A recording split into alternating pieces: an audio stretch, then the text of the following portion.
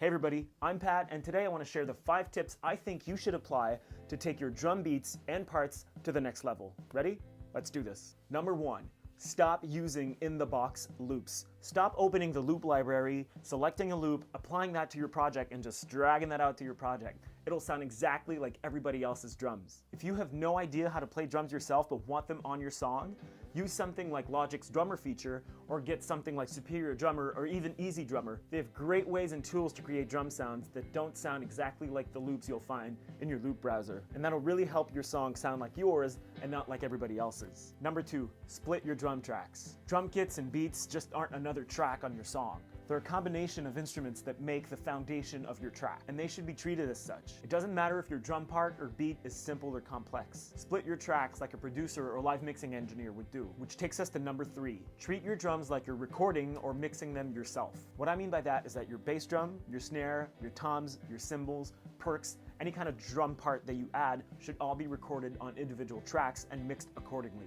Apply a different EQ to your bass drum than you do to your snare, or add more reverb to your snare if you want that. Splitting your tracks will really help you do that, and mixing each track individually and then creating a homogeneous drum sound is really what's going to make your song sound like you have an actual drummer playing it, or that you really put some work into it. It takes a lot of work to make all these tracks sound like one homogeneous drum beat or drum set, but keep practicing, and I swear that's really what's going to set you apart from the rest. Tip number 4, learn the standard MIDI drum map. What I mean by that is that 80% of the time when you load a new drum sound, it's going to be mapped the same way. C is the bass drum, D is the snare, E is another type of snare.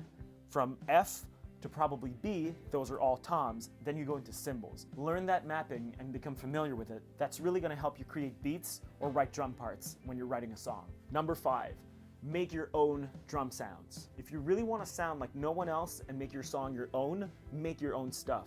Ask your drummer if you can go to your jam spot and maybe sample his kit. Find a large plastic box and record yourself punching on it and make a bass drum out of that. You can record your own hand claps, you can go buy percussions and record your own. If Metallica recorded a whole album using a trash can as a snare drum, you can probably do it too. Bonus tip, become a drummer, or the closest thing you can to it. Drums are the foundation of pop music.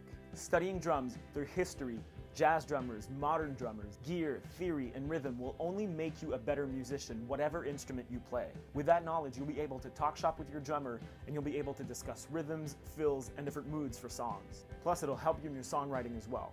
And if you're a drummer yourself, you have nothing to lose by learning more and more about the wonderful world of drumming. Making great drum sounds is not easy, and it takes a lot of practice. I've been playing drums for 15 years, and I'm still learning, evolving, and applying new stuff every single day. But I think applying these 5 basic tips will really help you create better sounding and more unique drum beats and parts. So go out, write a new song, apply these tips, and let me know what you think in the comments below. Click that like button on your way out. Don't forget to subscribe, and I'll see you next time. Thanks.